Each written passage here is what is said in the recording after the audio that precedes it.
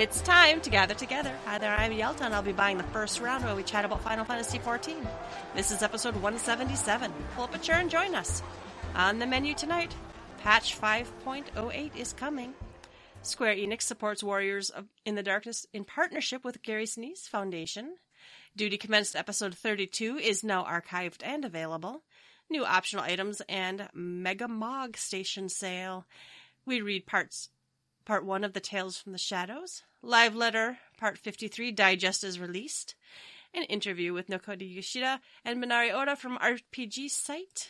Some reminders, developers, blog, and tractor. And we've got some feedback on if you are the problem player. But first, let's shoot the shit. What has been going on this week? Hi there, Ruby. What's up, Yelta? How are you? I am good. How are you? I'm great. It's been a good week. Final Fantasy XIV is fun. I've been playing a lot. I think really what kind of gets my blood flowing, I think, is that we've been doing Savage. I think if you followed us for some time, you'll know that we get more bitchy when we're not progressing in something or doing something I believe we feel is meaningful. I don't know if you'll agree with that, Yelta. I think you will. Capping tomes every week is not enough to really keep me engaged. It may be for some, but it's not for me. I feel like I have to do more, and if you're getting into the 460s of your gear, what are you using it for? Just to do experts? No, we need to progress on something. So we've been doing Savage, and I think it's made my mood better. It's fun to do stuff. So everything I feel like I've been doing has been, how can I progress and get better so I can do better in Savage? Now, that being said, I had a busy week. I moved.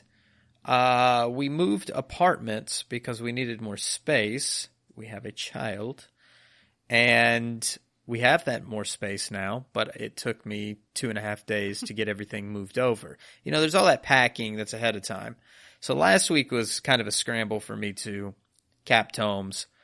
Boy, howdy, this week definitely was. Because I had to pack. We had movers. We moved from a third floor apartment to a second floor apartment. So we got movers because there's no way in hell I'm moving all that furniture from third floor to a second floor. So we did all that, but there's still, you got odds and ends, electronics, up and down, up and down, up and down.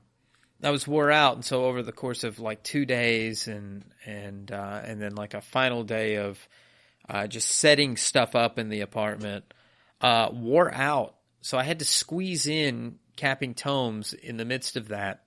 Thankfully, on Tuesday, not yesterday Tuesday, but the previous, I ran an expert, I think right after. So I was ahead just a little bit. But I needed 6 dungeons or something just to get close to cap. So I had to put the pedal to the metal, and I got it knocked out. And the whole reason is I needed to get my weapon. I needed to buy a book. So managed to knock that out. I got my 7 what's-its-doodles and 1,000 tomes. Bought my weapon. Got all my eating done. Didn't have any tomes to buy anything else, but I think as we clear E1S week after week, next week I'll have 6 pages. Nice. According to our little chart, our Suicide Kings, I should get one of the coffers, fingers crossed, for earrings, and then I'll buy a belt, and I'll have enough tomes for shoes. So I'll have a huge jump just in time for us to clear E2S. Yes, we are doing E2S, and we're progging it, and it's feeling great. We saw Quietus. Yelta and I were just talking before we recorded here about, the timing of heals and not knowing what to expect next. You watch a video, right, but it's all just kind of jumbled up in your head, and you're like, oh shit, we're already at that phase. So it's just getting a feel for the fight. But we saw basically all the way through in Rage. We've just got to do the dance without deaths keep the DPS up the whole time, and just know when the big bursty heal moments are. I felt good about the double flare thing. I felt like we picked up on that. I mean, I got us all murdered because I didn't know it was going to hurt that bad. And for how many hours have we actually put into there? We haven't put in. Oh God, maybe 3. It hasn't even been like 3 hours, right? Because we've only been raiding one night a week. I don't know. Yeah, I think it's impressive for only raiding one night a week, especially because we were wiping for whatever reason on E1S. I don't know what was last going night. We did like on 6 wipes, and we didn't even do a full lockout of E2S. I think we cut out right at 11 p.m. So we maybe did 3/4 of a lockout. So without even a full lockout, I think we've got about 2 lockouts before we have it down. I was telling Yelta, I think if we had a bit of luck on our side next week and everybody had like this God moment where they're just playing on their A game, I think we could clear next week. But I'm not going to get my hopes up. Well, we've historically had where we've done really well and everything, and then we shit the bed for 2 weeks. Yeah, we'll see 10% next week, and then we won't even get past 30% any other attempt after that. But that's okay. I've come to expect it. This is not my first rodeo, especially with the breast set. I think I'm part of the problem. Must be. I've been here the whole time. Oh, I am not a master of raiding, but I am really glad we're doing it again. I'm glad this game is dumb enough that it allows someone like me to be able to raid. You won't catch me in WoW Classic. I know somebody in this podcast, not me, that is classically WoW. Thanks for throwing me under the bus. It's okay. That's fine. I'll expect my hate mail. What are you Horde or Alliance? Alliance. I usually also run Horde characters, but Career is playing with me. What are you playing as? The character I think. What's your race? Human. I got a human. Okay. And then I got a gnome. I have to have a gnome because you're little and adorable. I have a gnome. I think warlock. I think I made a dwarf hunter and an elven. What are they? Druid. I like healers, so yeah. I just been messing about so far. I haven't really decided what I'm gonna main. I've got one character I'm only running with my sister. I'm doing a priest, and she's doing whatever has a sword. I can't remember the name. It's a tank. I'm so dumb and WoW, but I played a priest before. Did a little raiding back in the day, but not tons. But I started playing right after the Burning Crusade dropped, I think, because I was in a beta test for the Lich King and I'd already been playing for a while. So it's interesting. Wow. It's interesting to see the old game that I never really played. That's cool. Well, go ahead. Tell us what you did this past week. I mean, not just WoW stuff, but I downloaded WoW. No, I kind of did the bare minimum this week. We raided on Tuesday last week. We recorded the podcast. I pretty much didn't play. And then suddenly on Sunday, I'm like, I got a cap because I need my weapon for a raid night. So I did cap. I did run my E4 normal. And then on Tuesday, I bought all my tokens, and then I never got around. I didn't get on in time to go buy my weapon. So next week I'll have my weapon. I did get a coffer from E1S, so that was good. I think I got a belt, and then I gave myself a heart attack because I'm like popping the coffer, and I'm like comparing the stats to the belt I have on, and they both start with the word Eden, and I'm like, fuck, did I get the belt already? Yep. You fucked up. I didn't. It was. They both start with Gate and Grace. Yeah. Yeah. I'm like, oh shit. I'm like, that could have been an upgrade from someone else on my team. But then I also bought a ring, and then I think this week I'll probably buy a tome ring for the other ring slot. So I'll be significantly stronger next week. Maybe I can get out of that gray parse. I've been a nervous healer, though. I just want you to raise me instead of just looking at my dead body. I had just raised Dario or something. Uh-huh. I died for the umpteenth time, and Yelta, instead of dodging the big room-wide attack, just stands there, looks at my dead body. Everybody else is in the corner waiting for Eden to do the big room-wide attack. And Yelta's just standing there over me. I don't know what happened, guys. I was so stunned. We'd already had, like, a catastrophe, all sorts of fuck-ups. I don't know. We were all taking turns just, like, falling off the side. Or not falling off the side. That was the second one. Yeah. But then all of a sudden I'm like, everybody's healed. I did the mechanic, and I'm going to head over, and I'm like, Ruby's dead.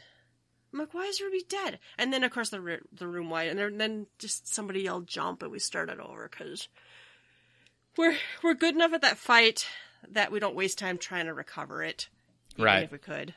So, I got us murdered, I think, a couple times, but no one yelled at me, not yet. I don't know what else. I did some of the Rising. Oh, I did a Wondrous Tales book. I like to do those.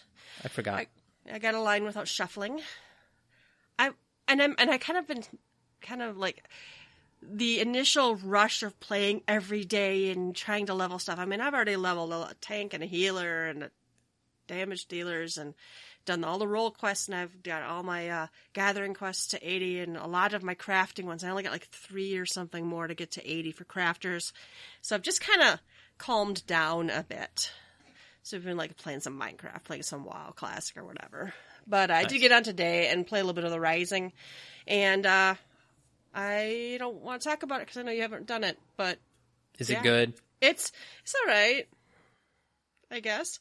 It's one of those where there's a little bit of story, and then there's like the part where you have to repeat something over and over again to get all the other little stories. So far I haven't seen repeats. I've done it 5 times or something, because one of those years it was random, or maybe even the last one was random, but it was like, or like you should at least get to see all of them without having duplicates, especially since, I mean, some of these seem to indicate there's at least 4, 8, 12. There's a lot of messages for you, a lot of cutscenes to see. And if you have to just roll the dice and see the same one, because one of those, I had seen the same one like 3 times in a row, one of those events. Mm-hmm. Yeah, we were talking about the Little Ladies' Day had this. There were 7. I was getting a lot of repeats. You don't know how many there are until you've seen them all, but there's not really a way to know unless you look it up. And then the other issue was, you've talked about this before, is where Ulf had not been to a certain part in the story. I guess we can do Stormblood spoilers now, but a part in the story with Omega where Alpha is traveling with he's just traveling, right? Him and the Chocobo, right? He is the Alpha is Chocobo. Alpha and Omega are traveling together. Alpha and Omega are on their adventures. I still haven't seen him in the wild.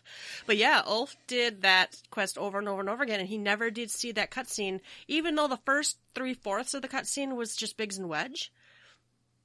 You know, they could have just cut out the last, like, cute little bit at the end, but whatever. He never got to see that one. And this one, I don't know what it is. I should do it on a different character that hasn't done Shadowbringers.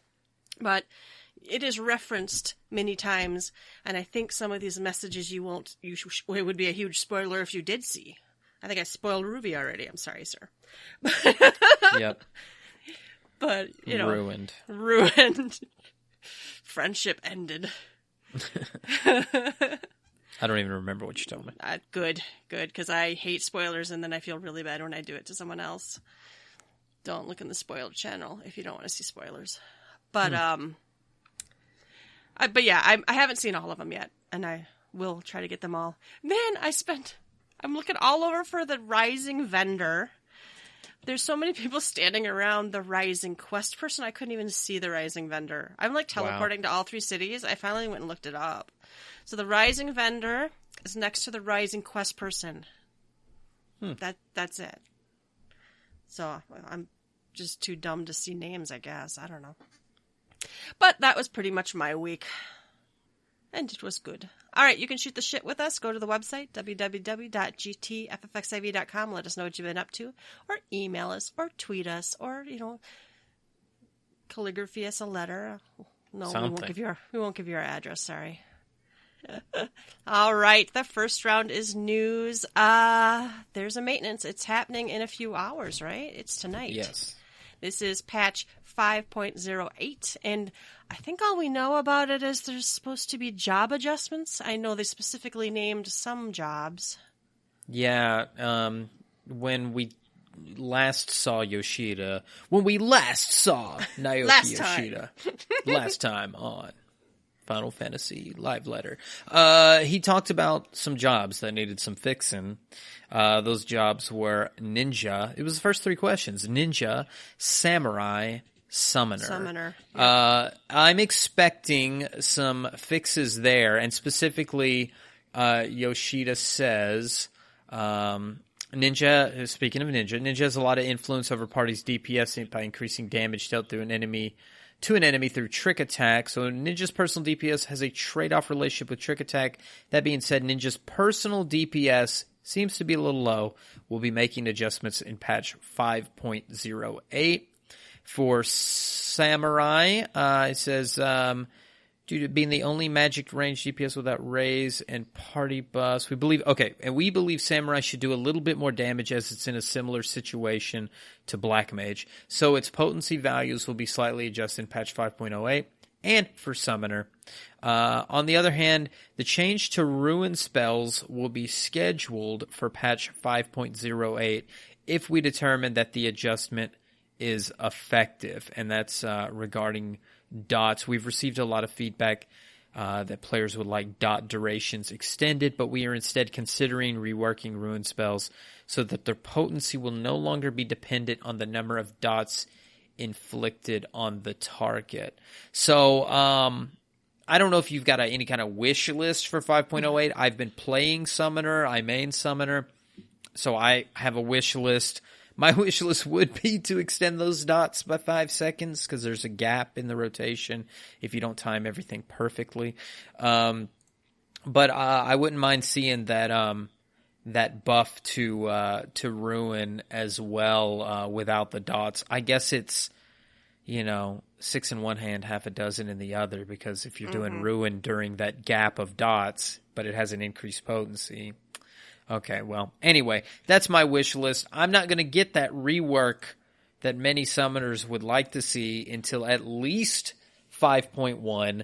Traditionally, we have major reworks on even-numbered patches when new tomes come out. Mm-hmm. So it'll be interesting to see if they do anything in the 0.1 patch, but don't expect any major reworks for any job until then.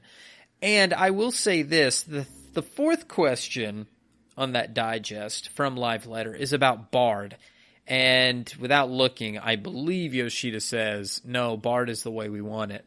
I read a thread today on the official forums that was just, wow. It was about bards and identity and this, that, the other. And it was basically a bard and a machinist going at it for 3 pages, nyan at each other about how bard's identity has been taken away and it's machinist's fault, but dancer's also taken all their good utility away. So what's bard good for? And machinists just wanted bards to have this happen to them because bards were so good in Stormblood. It's just they wanted bad things to happen to bard. It was so weird. Such a weird topic. People are getting really weird about some of the identity things, and I don't know what to say on that context. I just want a job to feel fun, not terribly clunky. I think for ninjas and summoners, I think it's partly the feel, having just too much shit going on at the same time and doing more work for less, and then I think I don't really know what the issue is with Samurai other than just maybe it's a potency thing. But yeah, so here's hoping for 5.08. Did you have anything, Yelta, that you cared about? I don't play any of those jobs, so the ones that were mentioned. So I just hope that my friends and acquaintances get the adjustments they want. We'll find out when we get patch notes here in a few hours. And give me my AoE debuff back, please. Give me my Aereo too. Give me Banish. No, what is it I don't have? I don't Yeah, remember. I think it's one of those, because you have glare. I have glare and Dia. Is it glare and Yeah, Dia? you I need want banish. Banish needs to be what Arrow 3 was. You need an AoE dot. That's, I think all the healers need their AoE dots back. Give Bane back to scholars. I'm sure that would actually make me pretty happy, just to have one more dot. Like when we're pulling a pack of mobs, yes, I'm supposed to be holying, but I feel better if I can, even if it's a weak dot, I feel better if I can, like, let's say it's banish the whole group, and then hit holy. That's what felt good to me for White Mage, is that you had, yes, an instant dot. If you couldn't do anything, you should at least have had arrow up on a target. It's instant cast. Between your cure 2s, you can throw that dot up, no questions. If you had a little skill, you could get that arrow 3 in there and then dot the whole party and then individually dot. So like when you're running up on a pack of mobs, you start individually dotting them as you're running up to where the tank stops. You pop that arrow 3 real quick, and then I would swift cast a holy and then a size at the same time, so the stun would go off after the size goes off, and I don't know. That was fun, and I missed that arrow 3 being able to do that. And on big packs, it's I'm not gonna single dot all of them for the most part. Well, that and some of the end game dungeons right now, stuff still. Well, I haven't run an expert. Yeah, I did on Sunday. Some of the mobs still hurt kind of good, so tanks still need babysitting a little bit. So, but anyway, I'm sure we'll talk more about stuff in the live letter. But Square Enix supports Warriors in the Darkness in partnership with Gary Sinise Foundation. I've read a little bit about this before. This is donations, and they're going to match dollar for dollar up to 50,000 USD. It's awesome. Which will go directly towards national and local programs that honor and serve America's defenders, veterans, first responders, and their families 365 days a year. That's pretty cool. Yeah. That's a neat partnership. We were just talking about today in our Discord about streamers and content creators getting involved in, charity work and stuff. So it's kind of nice to see this in the notes. Yeah, I don't have any off the top of my head, but year after year, there are those that give to foundations, charities, Extra Life. There's several that are out there. So if you keep your eyes open, you can see when the different streamers or different content creators donate and give their time and money to charity. I had seen some of the stuff about the Gary Sinise Foundation in collaboration with Final Fantasy XIV maybe even a month ago. It was close to the time that the Tom Holland and Hannibal Buress commercial, the Warrior of Darkness deal, had came out. The PR manager for Final Fantasy XIV tweeted that he had something else up his sleeve, and then I saw this video come out, and I think this was the other thing. We had speculated like, is there going to be another Tom Holland spot? But I think this was the other thing that Shadowbringers Final Fantasy XIV was going to be in partnership with Gary Sinise Foundation. And this is a very nice commercial. These firefighters give their testimony, and it talks about the foundation. I think it's a worthy cause. Yeah, it's pretty cool. It's good to see. All right, duty commenced. Episode 32 archive is available. And did you watch this one? No, I was at work. Yelta. I know, and I didn't quit your job and watch duty commence. Oh my god, I'll just wait till I get laid off like everybody else, and then I have all the time in the world. The latest episode of the North American Community Team's Duty Commenced is archived and available for view. Did you get to watch this? Yeah, I caught half of it. I was able to get home for the, I think the community commendations. They had just finished up this race thing where they were giving out these fireworks, the emote, the bands, the light sticks. Yeah. They were just finishing that up. I think they moved into something else and then community commendations. I don't remember what that something else was. They played a couple of songs. People had wrote some music, and they played a couple of songs, showed some artwork. And then they did the giveaway. I did not win. Aw. I know, sad day. But I think it was Namazu's and maybe the Tataru. It's like a figurine or something. Mm-hmm. So anyway, it was nice. That being said, the girls did a good job. Thank you, ladies, for what you do. It was fantastic. Just pick my name next time. That's really all I ask. I have sometimes snuck watching it on the Twitch app on my phone, but my signal where I work at my desk is terrible. My husband sometimes thinks I'm dead because he doesn't get messages from me. Oh. Mm-hmm. All right, new optional items and Mega Mog Station sale. So the sale period is from August 27th till Monday, September 30th. So that's a month. Okay. All sale items are marked down 30%.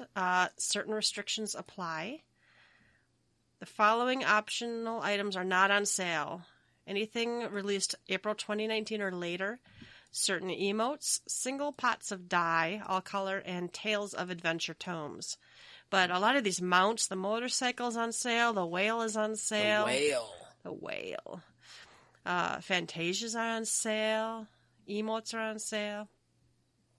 Should have waited. If you changed to Vieira, you should have waited.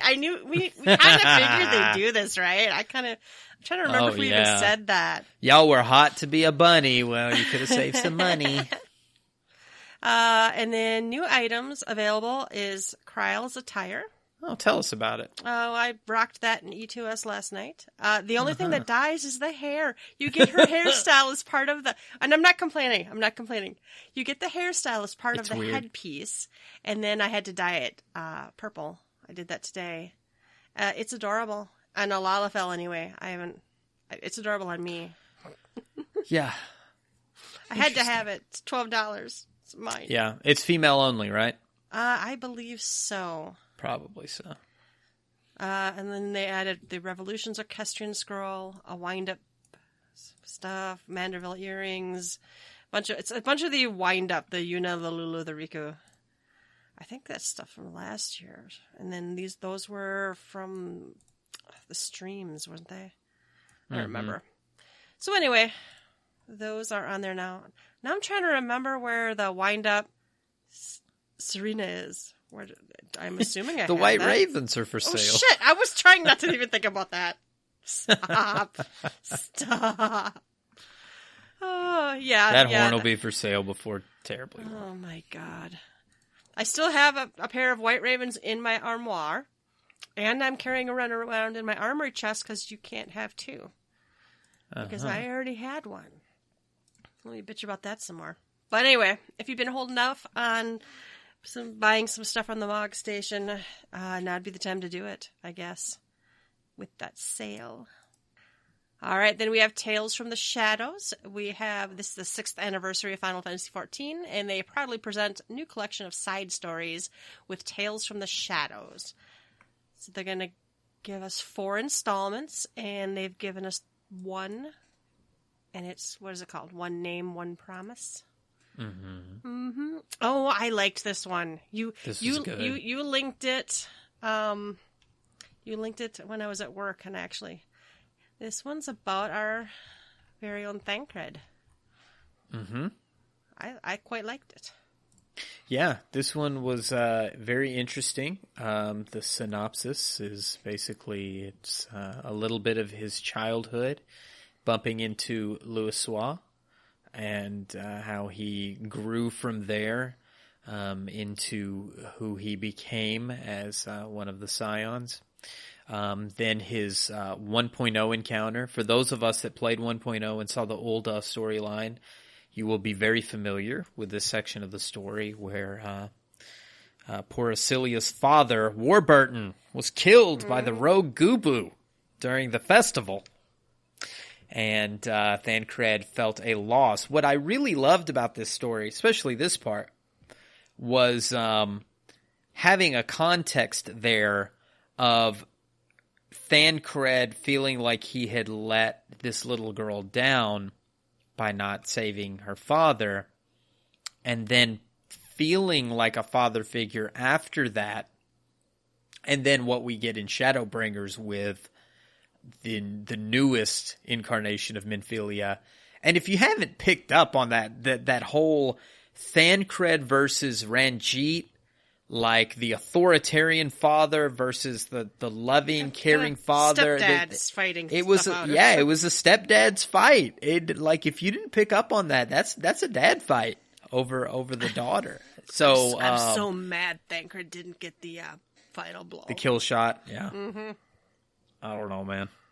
I'd like to see something more with the whole Ranjit thing. He was too cool. He was too cool.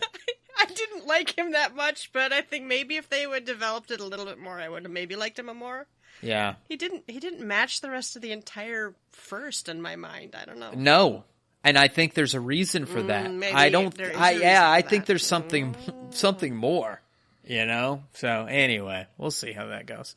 But the rest of this story is just like him talking about how, you know, he kind of saw Minfilia grow. He kind of watched her as he watched over Ul'dah himself, and then present day him and our newest Minfilia.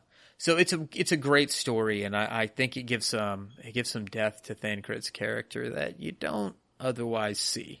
Well, I know a lot of people just thought in Shadowbringers that he was just being mean to Minfilia, and I'm like, there's emotional baggage there.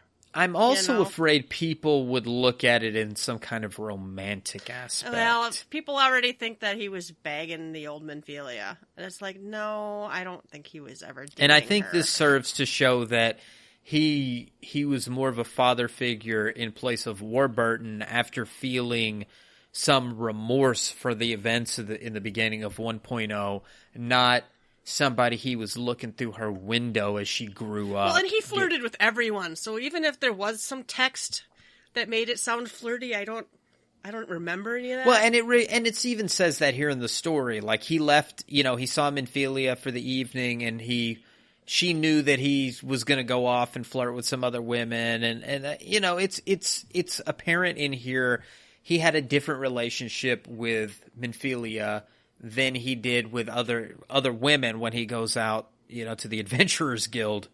Momodi serving him a drink. Mm-hmm. Good story. All right. Good story. I enjoyed it quite a bit, actually. And I look forward to the other 3. All right, letter from the producer live, part... whatever. 53. 53. I have to go back to school and learn my Roman Go back to Roman school. I'm going to go back to Roman school. Oh, all right. They have presented it. They have a recording here. And I have no idea what's on here. It's all the stuff we've already covered. Okay, it's just the digest. It's just the digest. So talking about the ninja. All right. Yeah, we talked about all this. These were the 70 questions that we covered. Oh, with the story and the lore stuff. Mm-hmm. Yep. But the digest is up, and it's all they do a pretty nice job with digests. This one doesn't have screenshots, but it has the timestamps. So if you want to see them talking about anything in particular, you can click the timestamp, and they have the whole video, which is 3 hours long. Okay. Mm-hmm. Hey, we covered it in 2. Mm-hmm. That's because we can't shut up. You want the short version? Listen. Right. We also write guides. Just kidding. But did you die, though, is the proper response to... No. All right, Final Fantasy XIV interview. Sitting down with Naoki, Yoshida, and Minarioda. And I don't even think I read this yet. It slipped me completely. It's relatively short, and I don't have a problem reading this here. Obviously, we all know Yoshida. If you're familiar, Oda is the lore god. This is a fairly short interview by RPG site. So they ask, Shadowbringers released just a few months ago to unanimous praise, and at Gamescom 2019 they were lucky enough to talk. They ask here, there are a lot of homages to previous Final Fantasy titles in Shadowbringers, specifically the gestures from Final Fantasy IX, the Sin Eaters being reminiscent of Sin Spawn from 10, and Zodiac and the Names of the Asians being from 12. Were there any narrative elements you included from other Final Fantasy titles that you felt enhanced the narrative of this expansion? Oda says, the thing that when the team decided to rebuild Final Fantasy from the original 1.0 received a lot of feedback saying it didn't feel like Final Fantasy. What was important for them is a strong community and a stronger player base, so we wanted to encourage conversation among players. Not everyone has played all of the legacy Final Fantasy titles, and by giving Final Fantasy XIV this essence, they would give opportunity to talk about whether or not they played the games and wanted to integrate this together.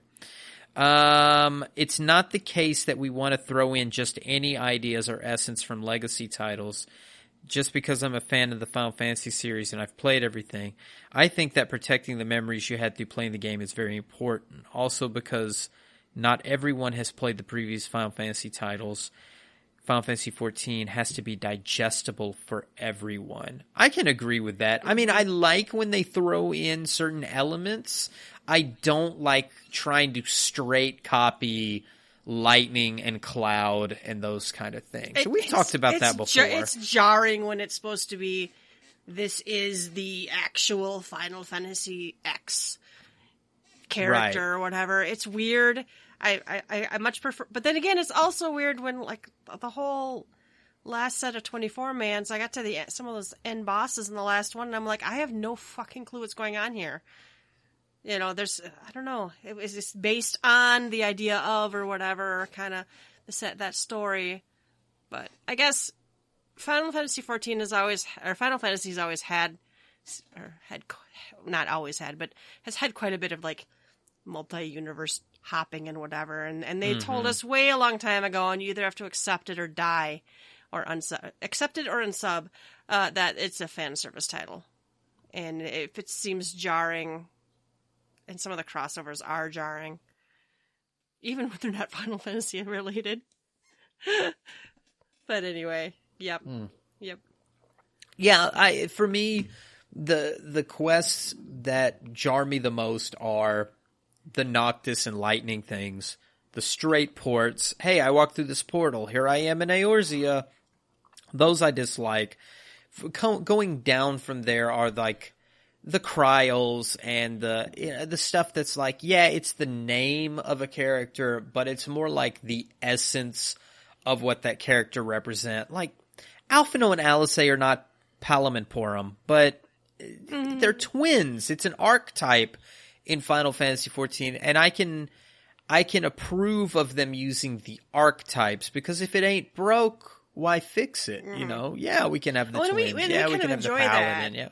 Yeah, we can enjoy that. Oh, she's like whatever, or he's like whatever. Oh, that reminds me of so-and-so. This one's like Squall. These are like the Warriors of Darkness or Crystal Warriors or whatever. Those kind of things. So, well, most of those have all been crossover events when it's supposed to be this person's in our thing, so they're temporary. So that makes it less jarring for me. I think the only Final Fantasy XIV character that truly exists in the game as part of the game is Gilgamesh. Right? Probably. But that's his thing. Yeah, right? He transcends universes, and tries to steal swords from every one of them. And he's probably just too dumb to know the difference. He's just passing in and out of different dimensions, but Well, Omega was weird too, because it was like and they're both from 5, and 5 kind of has that whole void thing. In fact, I would expect, this is kind of going off the rails here. We're off the rails. These are 6.0 speculations now. I'd like to see more about what the 13th is. I need to go back and talk to Unu Kalhai and see if there's any changes there. But I would like to see something from the 13th, and I wouldn't be surprised if this Eden storyline has something to do with that. We got an Oracle of Darkness going on there. The Void is somewhere present. How did we come from the Void from there? So I'd like to see the 13th come into play, and I think that opens up to more Final Fantasy kind of legacy stuff, like they're saying here with Gilgamesh, for God's sake. The one Gilgamesh thing, and I'll move on, but the one Gilgamesh thing that bothers me is the whole way they treated Yojimbo. where it was just a disguise. I don't approve of that at all. That one tickled me a little bit, but yeah. I don't approve of that. Yoshida, fix it. I need a real Yojimbo. I need the real Yojimbo. Oh, you were mad that not so much that one in Gilgamesh the was same Yojimbo. It wasn't so much that he was Yojimbo, that there wasn't like also a real Yojimbo or something. Yeah, I want there to be a real Yojimbo. I don't want them to be one and the same. I want there to be Yojimbo, and I want there to be like, it would have been funnier to me if like Gilgamesh had done that and he was like, haha, and then like in the shadows was the real Yojimbo and he did something and everybody was like, what the fuck? And then that would have been cool to me. If they had done that, I'd have been fine with it. So anyway. Okay, back to the interview. Back on track. Yoshida had a comment to that as well, and I'll read that. Final Fantasy XIV has a story of its own. That being said, we have this sort of concept of 14 to be the theme park for the Final Fantasy series. We wanted to make it a platform that people from any generation or background could get together and share the same universe, so we are doing this deliberately. We also want to incorporate indirect elements that would sort of give that punch. The story of Final Fantasy XIV is the core of Final Fantasy XIV, so just because we have these elements, these are not the main focus. Cool. All right, next question. The Eden content is some of the most exhilarating raid material thus far. How did you approach expanding already familiar mechanics in these fights that were present in A Realm Reborn with Leviathan and Titan for these new raids? Yoshida says, we didn't want to make the mechanics completely different from the original fights. Taking Bahamut Prime, for example, when we created this fight, we tried to research everything, what kind of attacks the enemy has and what kind of additions we should make to make sure players recognize this as Bahamut. So we do very thorough research before creating the encounter. Still keeping the legacy mechanics and attacks as part of the creation, the designers thought of more ideas to keep Final Fantasy XIV's Bahamut special, along with the other primals. They would decide if an attack should share damage with its players, or if the primal would crush the plate, and if players would fall off the cliff. This is done for every primal encounter in 14 to retain the basic flow. The primals appeared for A Realm Reborn, specifically Leviathan and Titan, so those designers that created those versions present in Eden researched the original mechanics those primals had and tweaked and rearranged them in their own way to bring more excitement to the fight and to the players. This is how Eden's Leviathan and Titan came about. By taking the A Realm Reborn primals by reference, we made something new out of original content. I mean, that seems pretty cut and dry to me. Yeah. Like, you just watch the originals and add to it. And I think that was like the whole kind of lore premise too. And I love it when lore fits exactly with what's going on. You know, in the lore for the Warrior of Light, you're kind of mixing fights up and you're expanding upon those original fights. And that's really what the fight designers did. And I didn't hear anyone complain bitterly about why is Titan a monster truck. I never heard anything. No, I know, like, why does Leviathan have two heads? All of those fights I did, we went in there and people were like, oh my god, and then we're like, does the Warrior of Light have PTSD and memory issues? Or, then it was fun to chat about why the floor falls away or why the lands, Primals are cool. I mean, the original primals are cool, and I'm interested to see how they do the other fights. In fact, I'd love to see them even more grandiose than these. Make these two look like pipsqueaks. Go big on this shit. Yeah. You know? I mean, put me in a fucking volcano for Titan. I mean, for Ifrit. I want some crazy fucking lava flow, some weird shit. Like really turn it on. I'm trying to think now the stages for the different fights. The first two stages were one's on the top. But the first two stages were okay. They made sense in that. I'm trying to think of the stage in the surrounding area for the Leviathan fight, and can't even think of anything in the background. You can fall off. It's just what's in the background? No, I'm talking about not just the stage, but the arena. I think it's just darkness and like maybe a very hint of blue platforms in the distance, but it's almost like a bunch of square pillars that are very widely spaced apart. And then the Titan fight kind of also, I don't really... You're on a square pillar. You're on a square pillar, and I can't remember anything that's in the background. I need to look for snowmen or something. I'm hoping Shiva, there'll be a snowman. That would be cool. In the background. Those are the kind of legacy callbacks we want, Yoshida. Snowmen in the background of our frosty fight. All right, next question. RPG Site asks, Final Fantasy XIV seems to draw inspiration to real-world parallels to politics and history, with Ishgard primarily being a theocracy and the possibility of Amarat being read as a criticism of the Japanese bureaucratic system's inability to respond to natural disasters. Was this intentional? And if so, what message would you like to leave the players with regarding the politics of this game? Wow, what a question. I was like, wow, I'm not even sure I understand the full impact of that question. Amarat is equal to the criticism of Japanese bureaucratic systems' inability to respond to natural disasters. Okay. So let me read their responses. Oda says, rather than taking inspiration from current affairs and government systems, I'm a big fan of history, so I take inspiration from history books. Even though I'm a fan of past games from the Super Nintendo era, the main demographic for 14 is in their 20s and 30s, so I wanted to put something... I'm too old to play this game. Me too. So I wanted to put something mature in nature to make it interesting for them. You used the Japanese government's handling of natural disasters as an example. That wasn't a reference for Amarat, so there isn't a link to real-life politics. So there's no link to Amarat. There's nothing to do with that. And the Japanese government's handling of natural disasters. Yoshida says, being in charge of 14 as producer and director, I'm 46 years old, but I've also been a gamer since I was a child. I would sometimes get emotional or inspired by titles I played as a child. What's important is if I play these games again, I still feel the same way and I'm moved by the same things. Speaking of people, there's always a good and bad side to them, but everyone comes from different backgrounds. And because of these different backgrounds, beliefs, and religions can be different, this often leads to fighting and conflict. This makes real life complicated, and I wanted to bring this into the game to reflect this essence, and to make it more realistic.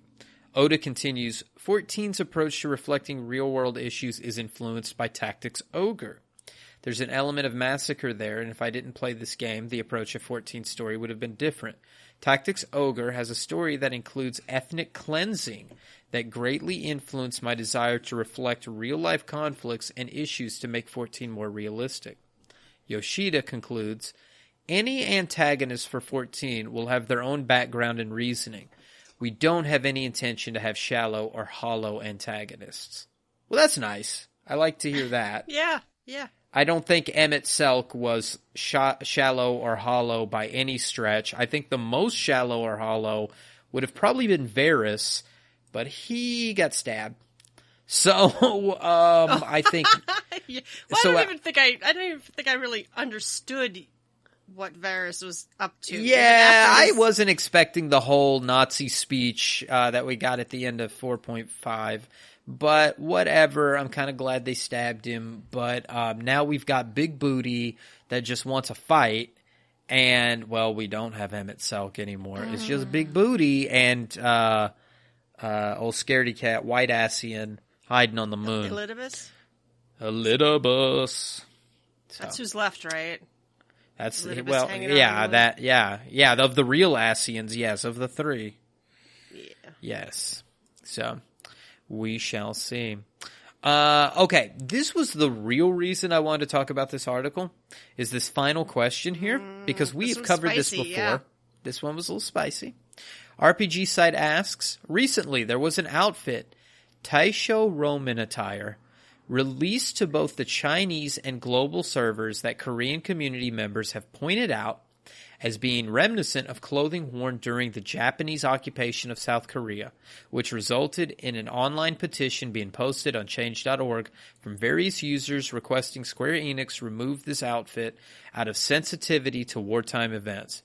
Is there any comment you would like to make regarding this? Yoshida. I would like to explain it bit by bit so everything can be explained completely. The concept of this outfit came from the Korean and Chinese publishers. They gave the development team in Japan the suggestion to create the outfit. The request came from them. Regardless of the historical background, they requested this specific design. The team in Japan already understood that this would be quite contentious, and there would be people voicing their concerns because this is quite sensitive. We do know there is a historical background attached to this, and we tried to mitigate to not invoke the history of what happened before. This is why we tried to give it a neutral name that wouldn't invoke a negative historical understanding to protect the community. When this outfit was complete and ready for release, the Chinese team made an announcement with flavor text regarding it being reminiscent of the Japanese occupation. Why? That's so dumb. Yeah. This is because the Chinese team underestimated that there would be a particular amount of people in South Korea that would take it personally. Can I stop there really quick? Do people realize right now? I read the news. I'm almost 40. I read the news every morning on the internet. I drink a cup of coffee at my desk and I read the news. Don't think that things just happen. Things just don't happen. That's my 2 cents. You can say, oh, Ruby, Illuminati, talking lizard people bullshit. Nah, whatever, man. I think the Chinese didn't slip up on accident. Oh, you think they kind of did it pointedly? I think there's political stuff behind that. All right, anyway, I'll continue. That said, the team in Japan didn't know that the Chinese team announced the outfit with this flavor text. It was out of our hands and out of our control. We were very careful when creating this design, however, since it could be very risky. We just want to reiterate that the Team in Japan have no particular view or thoughts on certain historical events. Because of this, the team was discussing that this may not be a good idea to release this to the Korean version of the game. But there are also so many people in South Korea who want this outfit. We receive many messages from the customer service team about this as well. Because of this, we decided that we should admit and apologize for the mistake the Chinese team made. But because there are so many people who are after this outfit, regardless of region, we made the decision to release it. So there you go. There's Yoshida's reasoning. It's all the Chinese team's fault. That's what he says. Chinese under the bus. But yeah. Yeah, the Chinese underestimated that there would be a particular amount of people in South Korea.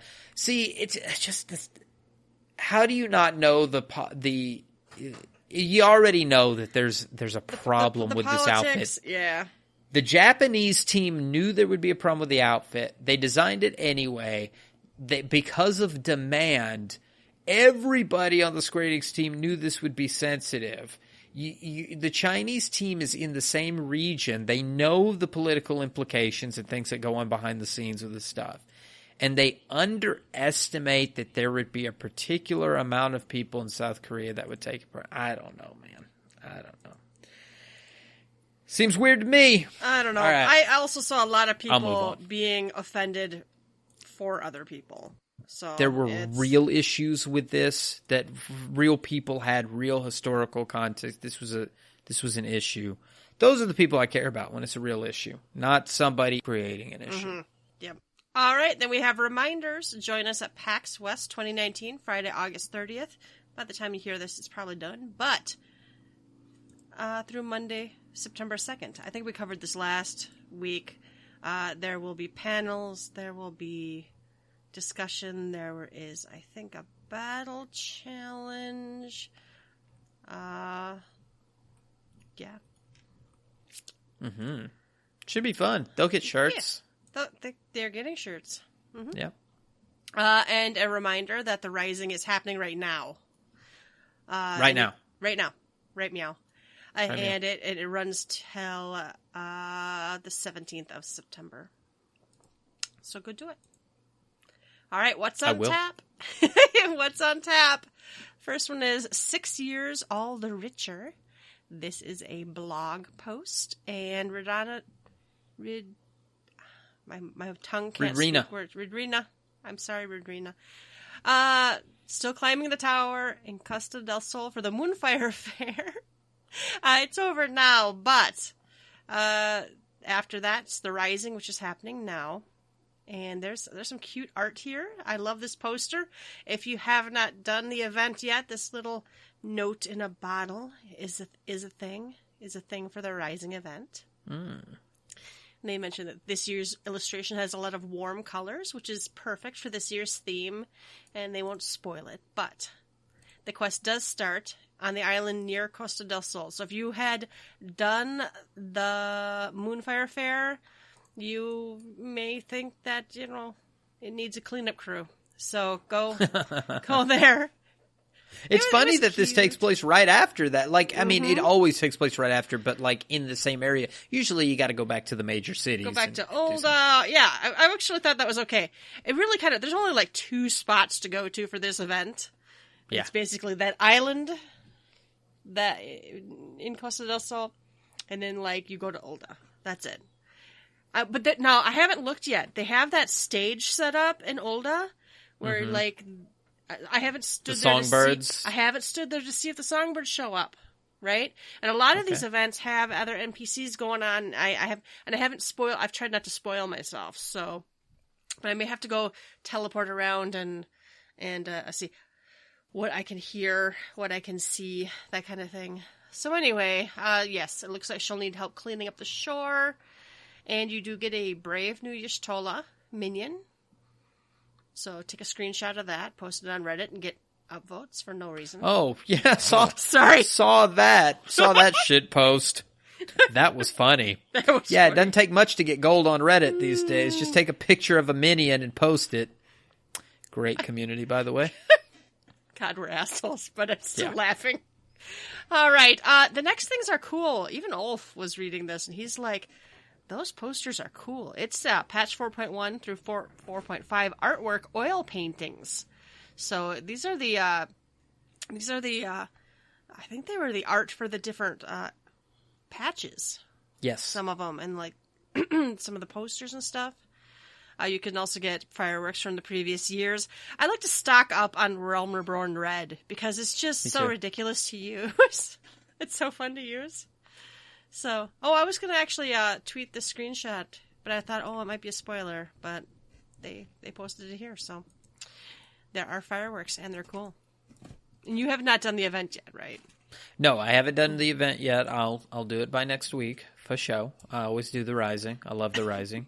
I'm a little sad. I don't see any 14-hour broadcast for any of these festivities. Don't they usually do that? They usually do something. So year 6, I guess, is the year that they've decided, not worth it. Up now. It's over. Yeah. So, they deserve a vacation. Yes, I get it. We were talking about patch cycles earlier in our Discord, and it's a longer patch cycle between the expansion and that first patch of the new expansion. So 5.1 feels a little further out, but these guys deserve to break, especially what Shadowbringers is. These guys deserve a short break. They're back at it. They're working hard. We're starting to get news again. There was a drought, but we're starting to get news coming in, and Yoshida's back on the road. So PAX West is here, and it's going to be good. We're going to get a lot of good 5.1 news as it comes, and I'm expecting all good things. So be patient. 5.1 is just around the corner. So earlier, I logged in just before, just after 9 tonight, and our free company really starts getting going about 9. Right? Well, we come home, we have dinner. We spend times with our family, and then we log in. When I logged in, it was like me and like AFK people, like 2 AFK people, and I'm like, oh. And somebody who had applied and then removed their application to the free company, so I don't know who that was. But anyway, I'm sitting there, I'm like, are we in a lull? I'm like, we've already hit the lull. I'm like, I can't believe we already hit the lull. I'm like, yesterday there were like 18 people on, whatever. But then like I'm doing like I was doing Moonfire Fair, and all of a sudden just people are just like pouring in. And I'm constantly saying hi to everybody coming in, and I'm like, I'm like sitting here thinking the game was dead when I first logged in, and then all of a sudden it's still alive and well. Yeah. All right, we have misconceptions, right? Yeah, well, that's where I kind of get crabby. People are like, there's never a learning party for, EX Primals, and I'm like, hit refresh once in a while. Go craft or gather, run a dungeon, come back, and just hit refresh. They show up and they fill, and if you don't see one, start one. I'm bad about starting one, but All right, we have another What's on Tap. Salutations from a suit of armor. We have a new community rep. All right. Mm-hmm. Nice to meet you. Green is my favorite color, and my name is... I have no idea how to say that. Voltanine? Anyway, during my first teleconference with our counterparts in Japan, the team asked me what my job was, so I answered, I play Warrior. That got me a weird look from my supervisor. No, your job is a translator. Oh, they meant that job. This person's a gamer. All right, thankfully, I didn't get the axe from my mistake, so I'm here to introduce myself as the newest recruit to the North American community team. Final Fantasy XIV was my first Final Fantasy game, and I have been a defender of the realm since the launch of Heavensward. So whether you attack your foes up close or from far away, or by undercutting them by one gil, it's a pleasure to make your acquaintance. This person even knows what gets people cranky. Mm-hmm. That's, So, I like you already. I'm not sure if it was this week. I think it was last time's duty commenced. They introduced Sam. I believe this is Sam right here. Okay. He does translation work for the team. They had his name up on the broadcast this previous time, and he did have the warrior symbol next to it. Nice. So I'm putting the puzzle pieces together here that this is Sam. I love his little joke in here. Thankfully, I didn't get the axe for my mistake. He's a warrior in axe. So, well, welcome aboard. I hope we see a lot more of Sam. Excellent. It is fun to see them adding to, hiring new people, right? Mm-hmm. That's one of the things where, people are, sometimes give them Square Enix and the Final Fantasy XIV team crap for is, if you had more people, you could do more or whatever. So it is good. And some of our community reps have moved on to, bigger and brighter things or whatever they wanted to do. So it's nice to see that their jobs are getting filled and the game keeps growing. Yeah, and it's also nice to see these reps come from the player base. Like Noriko Star recently added aboard, and Sam here plays. So, they're actual players. Aya plays, but she's also streams. She does a lot of social media stuff. So, all these folks play. Shannon played, and Rowena plays. So, it's good. They actually know what they're talking about. That's the part I like. Yep. All right. We have Let's Take Some Shots. We discussed last week Catella's blog post about Are You the Problem Player? And we've had some feedback, and I've had some more thoughts back and forth about this. So I guess, I don't know. So I know I don't even remember. Did we get around last week to the part about how can the inverse be true? Yeah, we talked about the 5 points, and I'll read Catella's 5 points here. Point 1, am I impatient? Did I queue for content that I really didn't have enough time or patience to respectfully participate in with others? Point 2, am I oblivious to what different jobs' capabilities actually even are? Am I requiring things of my random party without knowing their capabilities? Am I personally unwilling to adapt and find synergy with my random parties? Point 3, are my expectations skewed by the content I frequent? Point 4, are you a fake mentor? Point 5, are you not paying full attention? And when we discussed these last week, we had Alex on, and I've even gotten some feedback from Catella herself, and thank you, Catella, for letting us use this blog post and giving us your feedback on it. And she agrees that a lot of this came from emotion from having some parties with some bad tanks or, having impatient DPS. DPS experiences that were unsavory and wanted to kind of come out and say, hey, this is the experience that I've had. Now, we entertained the notion last week of what would the inverse of each of these be? Like, do you know your rotation? Do you know the capabilities of your own shop? Do you know the content that you're jumping into? Are you meeting the expectations of the other 7 people that you've jumped into this party? Meaning, like, clear for one. When there's two people in the party, yeah. Exactly, those kind of things. Friend. And then like for the fake mentor, really, and that's the one I think that jumps out the most as like maybe an emotional take. But are you, to Catella's point, are you someone that is actually going to be helpful of others and is using the novice network in a way to help other people?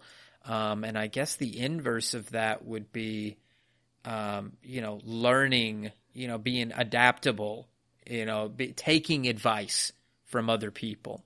So we entertained the notion of the inverses in all of these, but we've gotten feedback. Our listener and friend Mithrin Scarlett gave us some feedback, sent you, Yelta, some feedback on that. And I think it's in line with the inverse of the situations, because I think Mithrin took maybe the umbrage that the tank would be the issue, and that there are expectations for tanks when they run content. Well, and Mithrin's, one of his biggest contentions was, one of his biggest points was the expectation is, I'm doing a dungeon, a 24-man, an EX trial, whatever, is that you just want to clear it as fast as possible and wall-to-wall biggest pulls, and that's the standard. And that you should never, never do a test pull. You should never have to ask, are big pulls okay? And I'm going to tell you right now, even, before I got this gear anyway, the 2 EX dungeon, the 2 roulette 80 roulette dungeon, expert roulette dungeons will waste you if you, at least the parties I've had, the only thing I assume when I queue up for shit is that I'm going to get random people with varying levels of skill and ability and gear and whatever. But to just go into any content and not any content. If I'm doing an EX trial and it's in the party finder and it's one of the current ones, I expect you to know what the fuck you're doing, especially if it's a farm party, right? We had this discussion several times in the free company the last few weeks about a clear party should be a clear party, a farm party should be a farm party, don't make trap parties, that kind of stuff. Mm-hmm. But, I'm not sitting here just waiting to get it over with. I play the game. Yes, I want my reward at the end, but the expectation that it's always going to be wall-to-wall pulls, and that if you don't, you are suboptimal, and to feel entitled to that wall-to-wall pull is not realistic, at least in my experience. Mm-hmm. Now, I don't want to role-play walk through a dungeon. I don't want to kill mobs one at a time. Even my husband, who doesn't play very often, and I'm sorry, honey, I love you, not highly skilled because you don't get enough practice. When I run dungeons, I know it's going to be slower with him. When I tank, we know it's going to be slower because I am not comfortable doing wall-to-wall pulls. I usually only tank in the free company, though, and I usually trust my healer, and I know that if I do attempt a wall-to-wall pull, no one's going to blacklist me. But you have just this random group, when you queue up for stuff, you're going to get what you get, and you don't have a fit, which is what I've taught my children. That's what queuing up for stuff is. And if you don't like what you got, then just leave. I don't think you are entitled to a fast run of content that, maybe I'm just relearning Black Mage. Even in the 280 dungeons right now. Now, we're in a new cycle, right? So for me, Expert Roulette, people are still gearing up. I don't expect you to be fully geared. I expect you to have the coffer gear from your level 80 job, right? Mm-hmm. But you might be under-geared. You might be under-skilled. The expert roulettes especially are the bottom floor of level 80 content. You get anything other than that, even Eden normal, I expect you to not do that till you know what your buttons do. Right? Right. Yeah, but I don't, and I expect you, and there's a gear, and there's an eye level requirement there too, so you have to have the eye level requirement. current EX primals, things that are in that high-level duties stuff, I expect you to know your job. I expect you to have good gear. I expect you to be eating food, that kind of thing. Even if you don't know the fight, a learning party is still a learning party. And we've even taken people and made party finders and taken people who are under-geared into it, and we did just fine, but we knew them, we trusted them. This is not randoms. There's a difference when you're taking random people, and there's a difference between having a pre-made. I'm getting off topic really bad here. No, I think I think that circles around to some good points. I think you have to take a top-down mentality with the expectations. By top, I mean start with ultimate. All right. What's your expectation of an ultimate fight? If you were worthy enough to step into an ultimate fight, what's your expectations? Fucking, you're in the 90 percentile. You are eating food. You have the best pots possible, the best food possible, the best gear possible. You know your job inside and out. You know other jobs relatively well that you can synergize. You know your team. You know this fight inside and out, right? Wouldn't that be your if you were going to join up for an ultimate fight? No way. You don't no fuckers in this shit, right? Nope. But you're eye level. I expect no shitters. No shitters. I expect people using pots, eating food. I mean, to the nth degree, right? To the nth degree. Now we're not on that level, but that would be my. I'm not there, and I know that expectation. I don't even go in there. I won't go in there. No. Yeah, like I feel like I would know the expectation if I went and sat in a boardroom with some CEO. I'd wear a suit and shut my mouth. So this is the kind of thing. I hadn't been in an ultimate fight except for we stepped into one time and then we walked right out. Oh, just to get spanked. Just to get spanked, and then we walked out. But other than that, that's my expectation. You got to dumb it down from there. The reason I say dumb it down is because you're opening that gate for more and more people to be able to enter that content. And what I'm trying to get is what you were saying is that an expert is basically the bare minimum level of level 80 content. It's the bottom of the barrel. You finished Amarot. Amarot is your level 80 dungeon. I just hit 80 or I'm hitting 8 or whatever, because it's in the expert, but it's only because it's the 80 dungeon at the end of the game. That is the bottom of the barrel. But an Amarot is in an expert. It could be one of the 3 you get in an expert. So you have to say that is on your expectation needs to be, I may be getting somebody who just hit level 80. Now, I want to take this to a different level because I've been thinking about this since yesterday. Yelta and I have kind of talked about this topic. Thinking about it, mulling it over. Is driving, okay? A street. You drive down the street home from work, okay? This is because I'm thinking about this as I'm driving home from work. I've got a street I drive down, and it's got a speed limit of 35 miles per hour. Does anybody go 35 miles per hour on it? No. Everybody goes 50 on it, especially at 5:20 in the afternoon. We all want to get home. Most of us, except for the buses in the right lane and Granny and the person who's got the student driver sticker and whoever else, right? So if they're driving 35 and I get pissed and I pull around them and honk my horn and do all this bullshit, I can do all that. But are they doing anything wrong for driving 35 in the 35? They're not. They're really not. You can get mad. You can stomp your foot. You can sit down in the dungeon and you can say, I'm not moving until the healer does what I expect them to do or whatever else. But all you're doing is road rage. You're just throwing your finger in the air and acting a fool when people are just driving 35 in the 35. If you don't like it, then maybe you should take the highway. Take the side street. Or, whatever. You can't say that that's the if they're driving 20 in the 35, something's wrong. All right. But if they meet and that's the issue with the eye level requirement for the older dungeons when somebody can wear gathering gear and get into, a Zelfatol or that something. Makes me fucking crazy. That's insane. That's saying I can walk in the middle of a highway. Yeah. No. That's not allowed. You have to have a vehicle and you have to be going over 50 miles per hour. But if you are meeting the eye level requirement, you're at the correct level and the game allows you to get into that, that should be your expectation. If you get more than that, you should be thankful that you got 3 people that know what the fuck they're doing. Most of the time you don't. You get 2 people that know what the fuck they're doing and somebody that kind of knows what they're doing or somebody new. And God forbid you get some with 2 new people, you might have small pulls or whatever else. But again, you can choose to sit on the floor.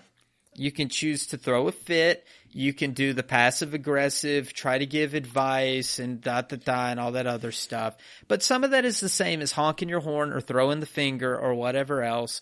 And listen, I'll give advice. I think advice is okay. Happy says it on his Monday with Happy this week. One of the questions was, what do you do if you have to give somebody advice in a dungeon? And, it's the same as other people do.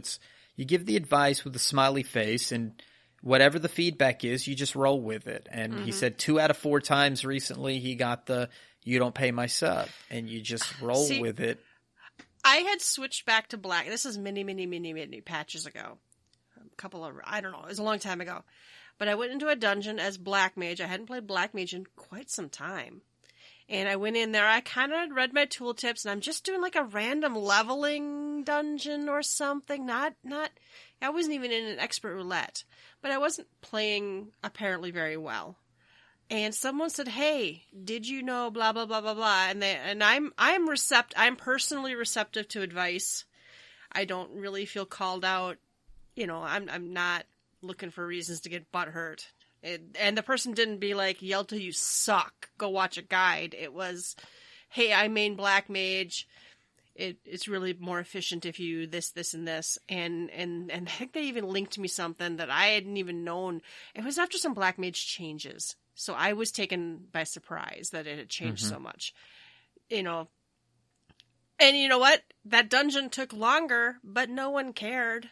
No one typed that they cared. And if, I'm not in dungeons to get them done as fast as humanly possible and pretend the other 3 are just NPCs. Is that what I want? Yes. Is it my expectation? No, it's not. Well, I don't know. I played Dungeons with Trusts now, and I don't want that either. I'd rather play with real people, even if they're making mistakes, right? Yeah.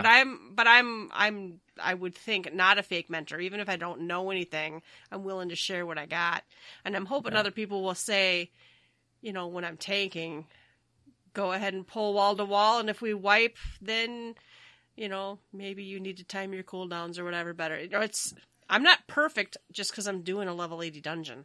And again, dungeons are the bottom floor of endgame content. This is where I'm gearing up.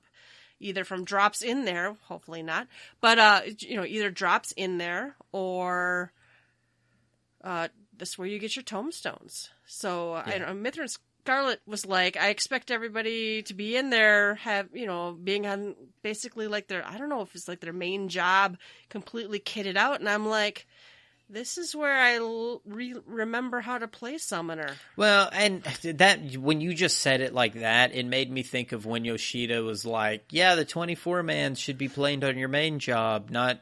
so and nobody played it that way. Everybody played the 24-man on their alt. When do I get to play my alt? I play my main when I'm doing EXs. And maybe comfortable with it with an alt job. I don't do Savage with an alt job usually. Well, I'm not that great in 24-man raids a lot of times because I am playing on an alt and I'm learning something. And by not great doesn't mean I'm standing in every puddle, but it means like, I dropped my song as a bard. I lose my Naoki and I'm like, oh fuck, that kind of shit.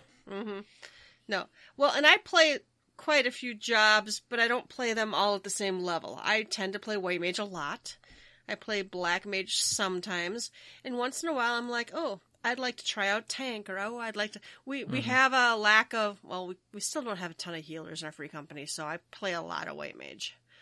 But as people level stuff up, do you have a healer up yet?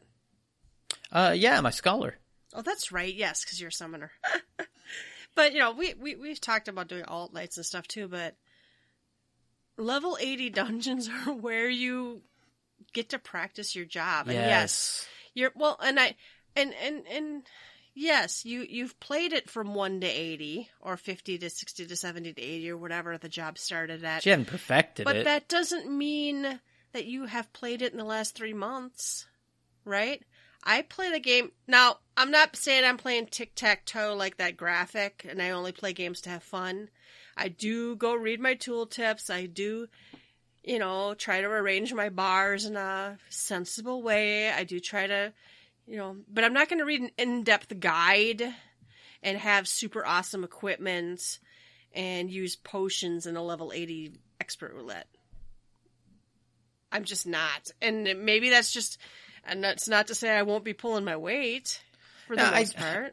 I think there is a gray area, and I think what you've got in this situation, and we're not pitting anybody against each other, but I think what you've got is two extremes where you've got a healer who's had an experience or multiple experience. God knows I have as a healer, you too, Yelta, of negative tank interactions or a DPS interaction that blames the healer for certain things that could be controllable if there was more consideration done for other team members. And a lot of times, even as a healer, I have seen other DPS or whatever get shit on by the tank or something around that, DPS shitting on a tank. And I'm standing off to the side going, where the fuck is this attitude coming from? You see it when you're out there and you're in a healer position. So I get that. And I understand where Mithrin's coming from as well, because you want efficiency, you want fast things. As a healer, I was thinking this is week 7, but it's really like week 9, because there was a 2-week gap before the first Eden Normal happened, right? So we've been 9 weeks into this, building tomes, getting gear, people knowing their rotation. Now, not like you said, not everybody hit 80, in 12 hours and have been just killing it ever since. There's people who are just now. My Senna is not through Shadowbringers yet. Ulf has not made it. He didn't even make it to the second dungeon, right? He's moving slow, but that's okay. That's where I think and that was one of my points I think I told you earlier was I think a lot of the issues arise from the fact that you have all types of players. I don't even want to use the word casual because that doesn't mean anything. You have all sorts of players from all sorts of backgrounds, all sorts of abilities, all sorts of time commitments, all sorts of internet connections, I'll be honest. Mm-hmm. I've told you guys many times, listeners, that I'm playing on my computer. I look over at my husband's laptop and I wonder why he's letting the mobs murder me. They don't show up on his screen yet. Mm-hmm. Right? You don't see the whole picture. You don't know who that... Yeah, and yep, you know what? Maybe then they're the issue. But you just... It's a fucking expert roulette. Just suck it up and finish it. Or leave. Yep. But... Well, I don't know what else to say. I don't want to beat a dead horse here on this topic, but... and I feel like we may have one more dose of this before we get it out of our system. We'll get some more, but yeah... The game is full of substandard players. In fact, the vast majority, I would think, are not super perfect on every job. And that's just the way it is. And I don't expect perfection on an expert roulette. Competence, maybe. Mm-hmm. But, yeah, your head out of your ass, yes. Your head out of you. I would expect by level 80, you know that you're the tank and you should be getting hate. I expect you to healers with full DPS uptime. No, I don't. Yeah, I don't expect that. No, you start talking about the current EX primals. You start talking about the current raid, even normal mode and savage. Not to mention ultimate. I expect much more of those people, but I don't expect wall to wall pulls. In fact, all the roulettes I've done in the last 7 weeks, I don't know if I've ever had wall-to-wall pulls unless it's been Bell Dandy. Now, I will say this. I did do a wall-to-wall pull myself on Mount Gulg, and I had an excellent healer. So I will say this. Since I've been playing my Scholar, because it is my only 80 healer, every time I queue up, I guess I'm lucky or unlucky. I don't know. I always get the one I can't pronounce, the La Habria's one. And the tank always pulls wall to wall on that one. In fact, they pull, most of the time they'll pull before that one set of 3 ads at the bottom of that slope. But the one time I had somebody pull all of them plus that 3 ads, they died. And I felt bad, but what could I do? I'm not very good at Scholar, and I definitely wasn't then. This was like 3 weeks ago. So I haven't let anybody die since, but I healed in savage shit, and I let somebody die pulling, which I would say too many mobs. I don't know how much mitigation they used. I wasn't looking. I can't pull that full pull. Most tanks break it up into 2 pulls. And now the different tanks break it up in 2 different pulls sometimes. Sometimes they like run halfway down and grab stuff. And that's like the twinning. There's like a switchback where you run and grab mobs or run and grab mobs. I can heal it now. I couldn't heal it on a release. I couldn't heal it probably 3 weeks ago. Well, I would say a halfway decent Scholar could heal that through. Scholar's got so many damn shields now with the Seraph and all that. And now, like if I walked in there right now, I could definitely heal it through. But even I wasn't on my A game during that time. Yeah. It depends on the tank too. And if the DPS, it's harder to see that the DPS are the weak point. So unless you count really fast, right? I have had times where I'm a tank, I've done this big pull, I've positioned everything I think pretty well, and my healer's good, but Rampart came up again and again. And I'm like, why is this shit not dead yet? I don't know if it was Rampart, but it was a cooldown. Yeah. So, I don't know. I do think it's the fact that at an expert roulette, which you're expected basically to do several days a week to get your tombstones to gear up, you're gonna get randoms, and you just get what you get. And if you don't like it, then I think you either need to be patient or excuse yourself from the situation. I also do get impatient sometimes, though, not expensive. Which one is this? One of these does happen to me where I do a mentor roulette and I'm expecting something like, I don't know, easy. Because mentor roulette puts you into anything. But then once in a while, quite often, I get like Rathalos EX with people who are like, I've never done this. And we've still cleared it. And we've chatted and we've learned and we wipe. And I would rather interact with the community, wiping and everyone having a positive experience than people being like, I'm going to sit down and pout till you kick me. But I've also had to vote yes to abandons in Shiva Extreme where, people were not up to the task. Some of those things you get in mentor roulette are really painful. So I don't know. I do. That's where and that's really only mentor roulette where I feel bad. Like I queued in for content that I really didn't have the time or patience to participate in. Yeah. Because sometimes you get Ifrit hard. Well, yeah, you get some Heaven's Word content that people are like if you get something out of Gordius or something. Ooh, some people. What's the one where you have to turn into monkeys and push the bombs, and you have to? If that was one of those. Yeah, that was in the second tier. Yeah, right. So I did I did get that in mentor roulette, and the entire party was so good. There was lots of new people. There was obviously people who knew it. I had known it and cleared it, obviously many times, but I still had to come back to me what I needed to do. And I was so happy that the majority of the players were patient and communicating, and I felt really, really good when we cleared it then. Otherwise, someone could have bitched and moaned and voted abandoned, and it didn't take that. I play MMOs to waste time. I don't know what everyone's in a fucking hurry for. But I also like interacting with other people. Same. But anyway, yeah, I also don't agree that, every time you go in, you have to do a test pull. But I think that, I've been the healer several times where the tank's like just sprints, runs off, and we all die to be like, small pulls it is. And I don't even really feel called out as the healer. It was just like, we couldn't do it. We do smaller pulls and we get through 8 minutes slower than, we would have otherwise. So, I don't know.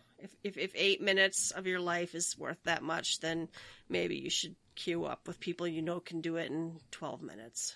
Right. But anyway, I am interested. Did you have any other feedback or comments? Or... No, just the driving thing. I just thought about that while I was honking at people on the road because I get road rage pretty easy, and I thought, oh, I'm the asshole. Well, per usual.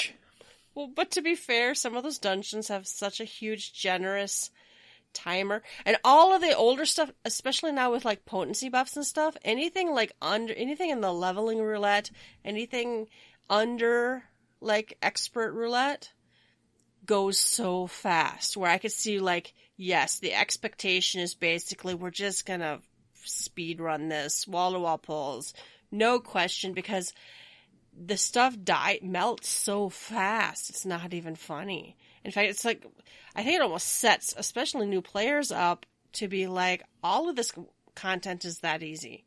We've got people in our free company who are still coming up in the leveling and doing content and, unsyncing stuff. And I think I'm really interested to see how they perform and how they feel when they get to relevant content. So, and I hope I'm there for it, because I think it's going to be really fun. All right. Whew. I think that is it then. Are we done? I got you had one happy hour. Got disappeared on my screen. Where is it? Oh no! I see it though. I can't see it. So you got to do it, because it's a giant blank. I'll do it. I'll do it right now. So we got a little happy hour. This is from Ben. Ben is not a Russian bot. We don't think. We usually get Russian bots in the comment section. Ben is not a Russian bot. So Ben has a comment. Actually, two. I like his first comment the best, though. Hey, my name is Ben. I play a Pally, almost 38, and I came across your show yesterday and love it and helped me understand this game a lot more. Plan on listening to the older shows, but that's from a booby, Ben. Then his second comment is newbie, asterisk. So if you don't know Ben and you listen to this, our free company is Nofika's bosom. Our patron saint is Nofika, and she is the biggest tatas of them all. She is the queen of the boobs.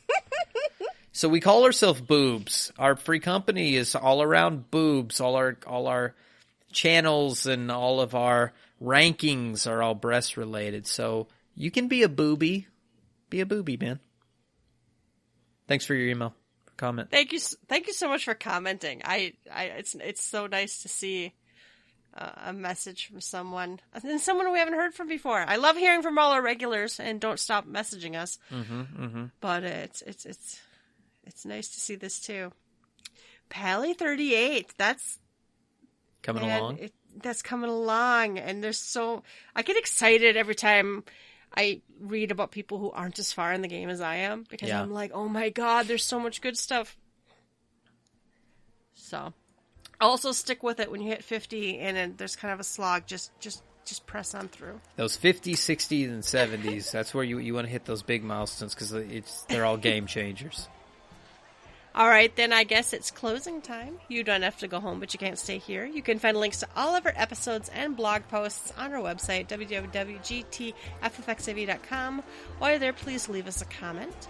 And if you'd like to, you can support us by clicking the donation button. You can find us on Twitter at GTFFXIV. Email us at gtffxiv@gmail.com. Please rate us. Personal plugs, Ruby. Yes, you can find me on Twitter at RubiconVale, RubiconVale. And you can find me on Twitter also at Yelta Sumasu, YELTASUMASU. As always, thanks for listening, and we will catch you next time. Bye-bye. Bye-bye.